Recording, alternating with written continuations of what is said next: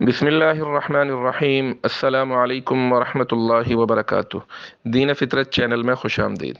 آج کا ہمارا موضوع اعتکاف کی فضیلت کے حوالے سے ہے۔ اعتکاف ان عبادات میں سے ہے جو پچھلے انبیاء کرام علیہم السلام کے زمانے سے چلی آ رہی ہیں، اور اللہ تعالیٰ نے قرآن مجید میں بھی ان کا ذکر فرمایا ہے۔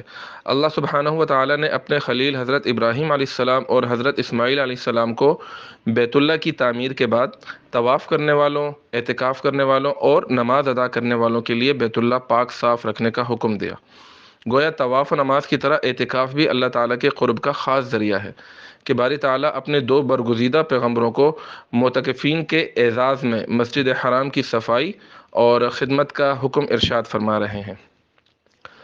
اور رمضان کے اخیر عشرے کا اعتکاف کرنا رسول اللہ صلی اللہ علیہ وسلم کی مستقل سنت ہے، اور اس کی فضیلت اس سے زیادہ کیا ہوگی کہ نبی کریم صلی اللہ علیہ وسلم ہمیشہ اس کا اہتمام فرماتے تھے۔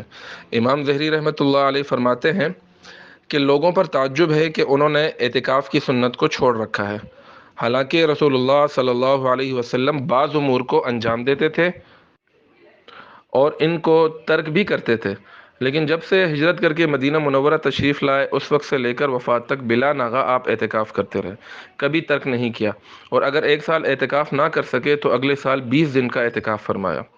اور حضور صلی اللہ علیہ وسلم کا ہمیشگی فرمانا اور ترک کرنے والوں پر نکیر نہ کرنا، یہ اس کی سنت ہونے کی دلیل ہے۔ نیز اعتکاف اللہ تعالیٰ کے گھر میں قیام کر کے قرب باری تعالیٰ کا حصول ہے، دنیا سے منہ موڑنا اور رحمت خداوندی کی طرف متوجہ ہونا اور مغفرت باری تعالیٰ کی حرص کرنا ہے۔ اور معتکف کی مثال ایسے بیان فرمائی گئی ہے گویا کوئی شخص کسی کے در پر آ کر پڑ جائے کہ جب تک مقصد حاصل نہیں ہوگا اس وقت تک نہیں لوٹوں گا۔